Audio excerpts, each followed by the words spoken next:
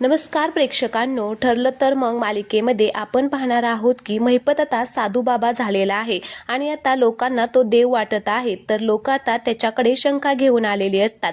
त्यावेळेस आता लोक काही अशा वेगवेगळ्या शंका त्याला सांगतात. मग आता महिपत म्हणत असतो की जे मी करतो तेच तुम्हाला करावं लागेल, तुम्हाला मुक्त व्हावं लागेल, माझ्यासारखं बेभान व्हावं लागेल, आतून आनंदी व्हावं लागेल, तरच तुम्हाला परमेश्वराच्या जवळ जाता येईल. आणि मग महिपत हात जोडून म्हणत असतो की तुझ्या लेकरांच्या पाठीमागे राहा, म्हणजे देवाला हात जोडून तो असं म्हणत असतो. मग सगळ्यांना असं वाटत असतं की अरे वा, हे किती चांगले महाराज आहेत. आणि मग महिपत म्हणतो की चला उठा. मग सगळी लोक सुद्धा आता उठतात आणि मग महिपत आता म्हणत असतो म्हणजे गोल गोल फिरून हात वरती करून म्हणत असतो की मुक्त व्हा, नाचायला लागा, नाचा, स्वतःला आतून शांत करायला पाहिजे. तो सुद्धा आता तसंच गोल गोल फिरत असतो. तर आता लोक सुद्धा आता त्याच्या पाठोपाठ तसंच करत असतात.